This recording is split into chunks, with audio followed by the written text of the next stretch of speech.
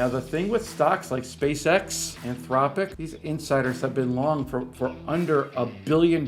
So they have so much capital built up. And the problem is it's pricing retail out of the trades. Instead of looking at SpaceX, look at the supply chain, guys. Look at what other names are going to rally with SpaceX. That's what we've been doing. It's good old common sense trading. Don't buy these IPOs with your enemy's money, with nobody's money. Wait for them to pull back. Wait for the market to pull back. Don't buy any of these IPOs. You'll be underwater right away. The $1 trillion IPO trap. Now, lots of IPOs coming down the pipeline, right? Cerebras just came out. We have SpaceX that's going to be coming out. We have all these, they used to be called unicorns, billion-dollar companies, but now they're $100 billion company. Or maybe for SpaceX, it's $1 trillion company. I want you to be very careful because they are messing with the mechanics of the IPO. And last year, Figma came public. And I noticed this with Figma because IPOs historically have a lockup. Every single IPO that comes out, there's a 6-month lockup. Let me get into the presentation. I'll explain it rather than going over everything and cannibalizing my presentation. So Cerebras just went public. Let's call this the dress rehearsal because Cerebras IPO priced at $185. It opened at a stupid price of $350, traded to $385, closed at $311. Okay, look at Cerebras now.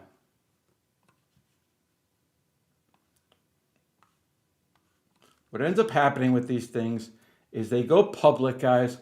Retail gets a chance to buy them at $370, $360, $350, and now it's coming back to some semblance of value.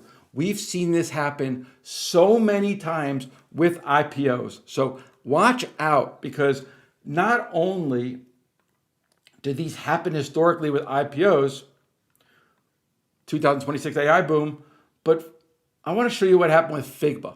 And I think we can learn a key lesson from what happened with Figma. So what's a lockup agreement? Have you ever traded a lockup?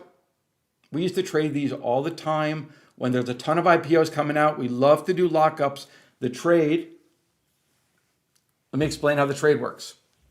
So there's a binding period. It's actually not legal. It's a suggested time. So typically 180 days post IPO. So what that means is if we own a company, Masters in Trading, and you guys are all my employees, and I'm going to give you guys each $1 million worth of stock. And you're like, yeah, that's freaking great, Johnny. Thanks. I'll take my milli. But the thing with the $1 million in stock, you can't sell it. So I'll give you $1 million in stock. MIT is going to go public, but we got an agreement that you can't sell your stock for 6 months. Why? Because I don't want the Masters in Trading IPO to get crushed on the opening. So if you can't sell, that way we're all holding our stock. It's got a chance to rally. Well, that's how lockups were done in the past. Usually they lock up 85 to 93% of the shares. All these guys locked up because it's not fair to be private for so long, then hit the public markets and then trade your shares with some poor retail trader who stuck long Cerebras from $380. Okay? That's why they do this. So these dates matter more than earnings because there's a mechanism. Day 0, IPO price. Day 36, here's what Cerebras is doing. They're having performance triggers. So if a stock goes up a certain amount, they can sell. They release some more stock. Full unlock should be 6 months after. But that is changing. And that is changing because of the unbelievable valuation that these companies are going to come out with. Standard lockup. It's what we've traded at Masters in Trading. 180 days. Clean. You can plan around it. Usually a stock will rally into its lockup. 6 months, it starts selling off. It's a really, really good trade that we've been able to take advantage of. This is what's happening now. That's not fair.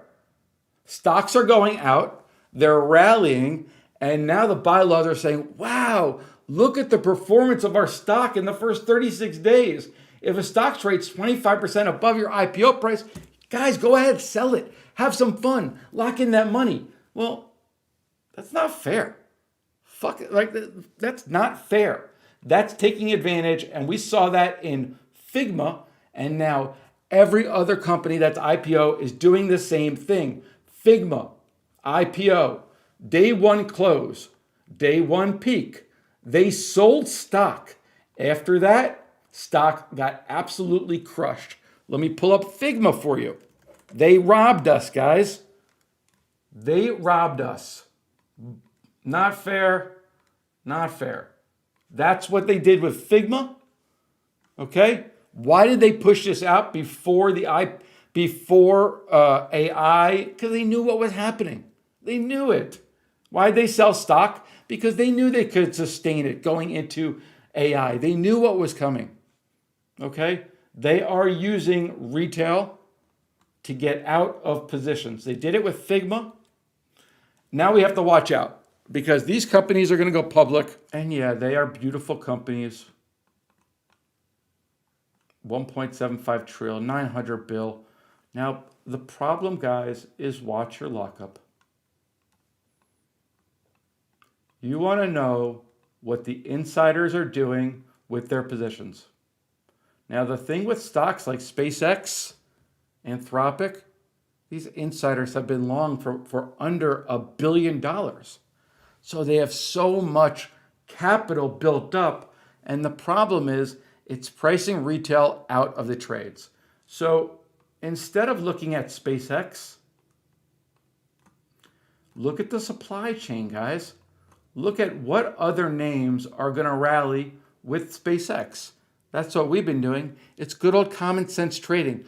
Don't buy these IPOs with your enemy's money, with nobody's money. Wait for them to pull back. Wait for the market to pull back. Don't buy any of these IPOs. You'll be underwater right away. 5 warning signs. 2 or 3 is enough, but these are the warning signs. Small floats. Any kind of restrictions, any change to the IPO mechanism is a red flag.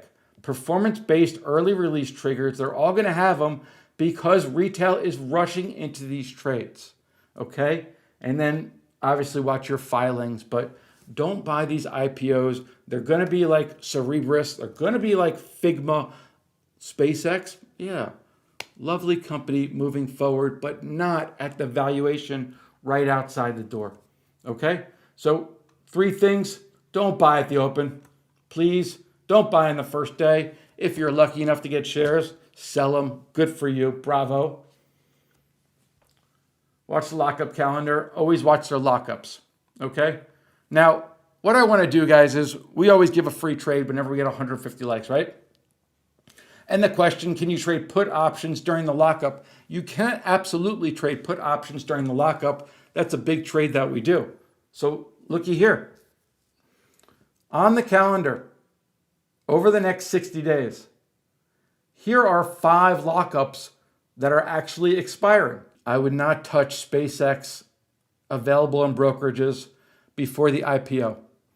Okay? Your exit liquidity. Don't do it. These are 5 active names right now.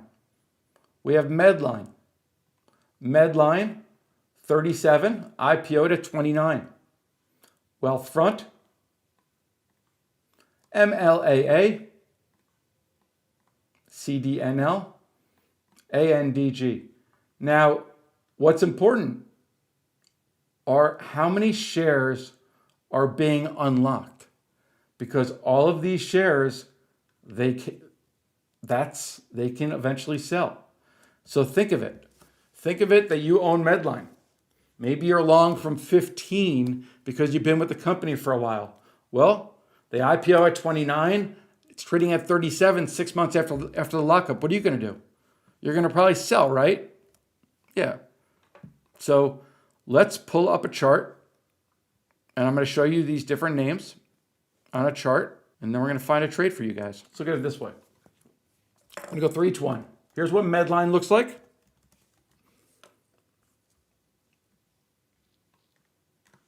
Now Medline, it looks like it already got hit.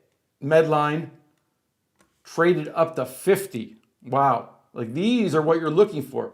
Rally, break, rally, fall. So right here, probably not the time to jump in and buy and buy puts. Maybe if it rallies a little bit, here would be the area to play for it going down. What about Wealthfront? Now this I like because I like that it's rallying. Very cool. MLA, very quiet, not a lot going on. CDNL. Now this is interesting, but what we'll run into on this name is that it is not optionable.